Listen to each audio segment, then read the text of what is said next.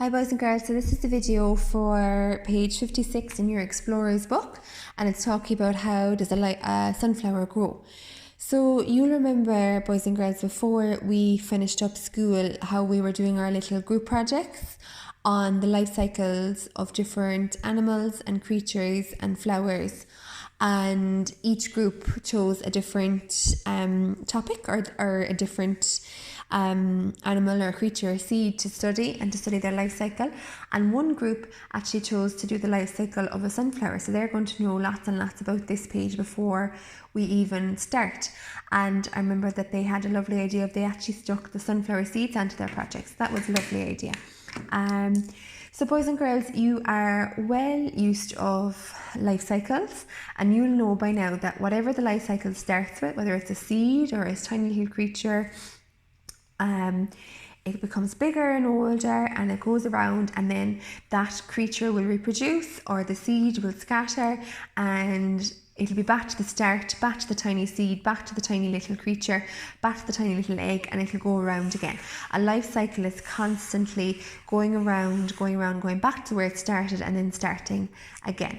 Okay? For example, here, one life cycle that we looked at was the life cycle of a frog. So we looked at the life cycle of a frog in detail, and we looked at the life cycle of a butterfly in detail.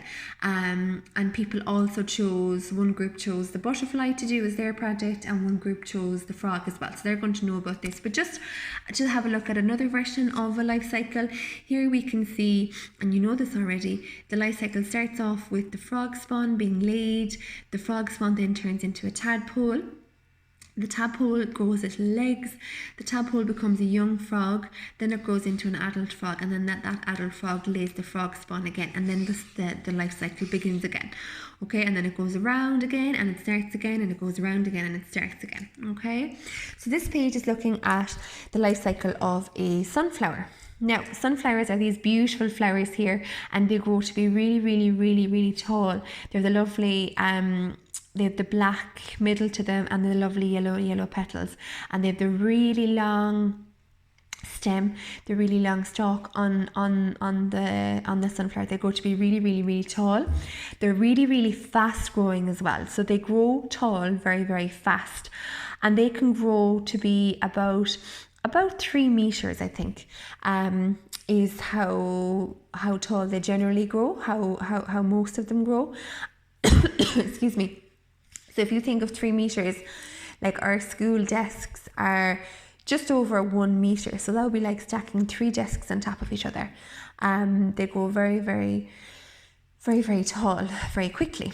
So here are just some words that will help us when we're talking about the life cycle of our sunflower.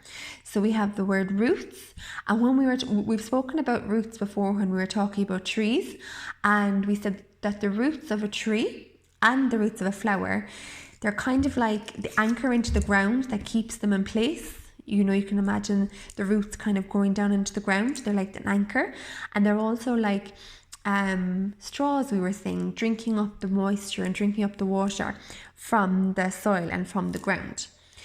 The seed is what it starts off with. So this is like the little seed here. And actually sunflower seeds, boys and girls, you can eat. You can buy sunflower seeds in the shop and you can eat them, and they're full of really good stuff. Sometimes people might have them in their porridge or in their granola, or they might sprinkle them into smoothies, so they're full of good stuff. Now if you were to plant one of those sunflower seeds, it probably won't grow. It might if it has the perfect conditions and the perfect soil, but you have a better chance of a sunflower growing if you buy the seeds in a natural garden centre.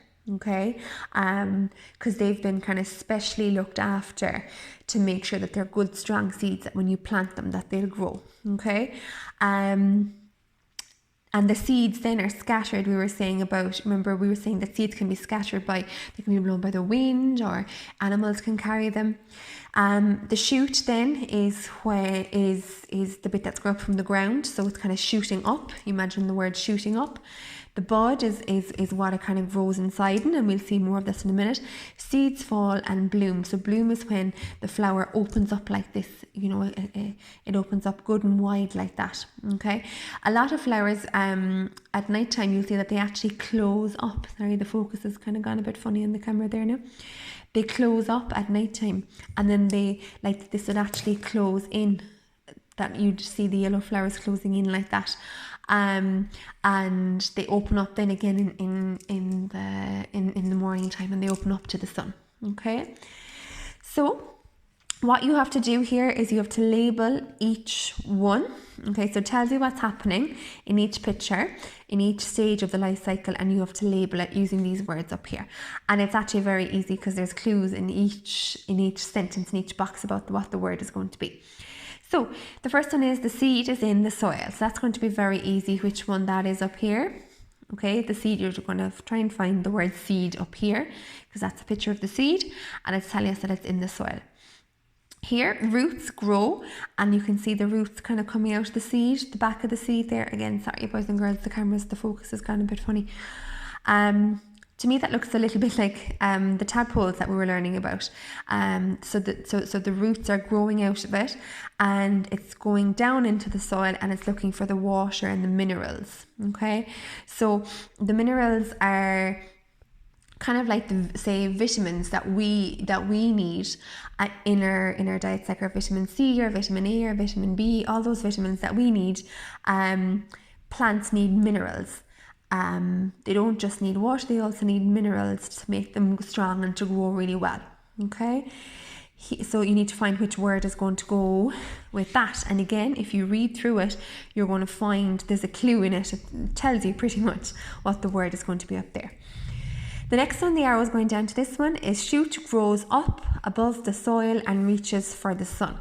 So you can see the shoot goes up. So like this is the shoot coming up here, and it shoots, it's going up towards the sun. It's reaching for the sun, because that's one of the conditions. We know that the conditions that plants need to grow, they need sun, they need water, they need minerals, and they need good soil. Okay. This one here going on, so the arrow is moving on.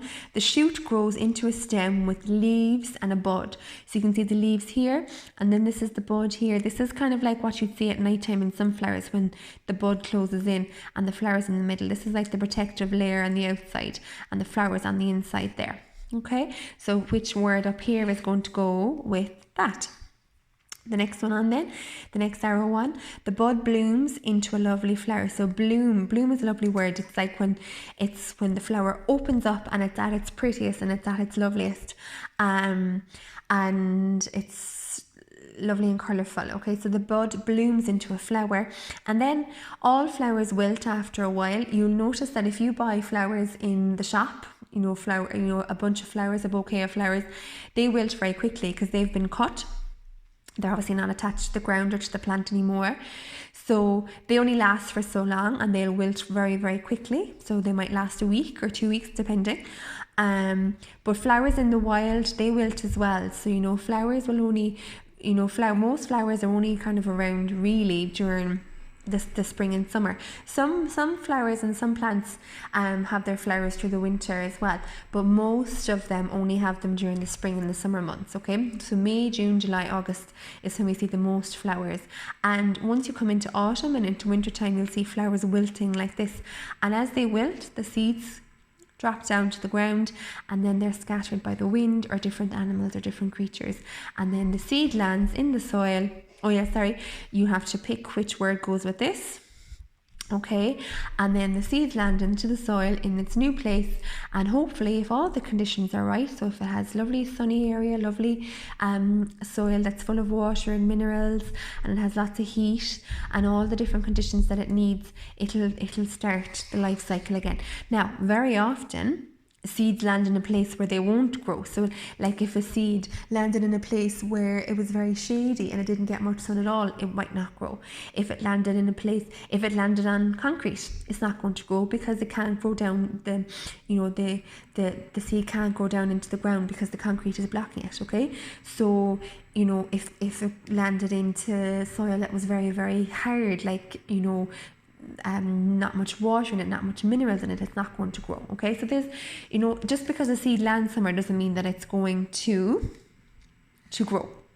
Okay, so that's very easy, boys and girls. That's nice and easy. And then down here it says fill in the blanks to show how these words relate to each other. So here are some helpful words that we need. So have, need, make, and grow. So plants have roots. Plant something leaves, so they have leaves, they need leaves, they make leaves, or they grow leaves.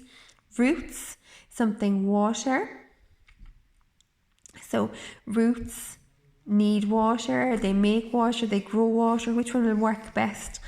Plant something light and flower something seeds, and you'll use these words here to fill in these blanks here.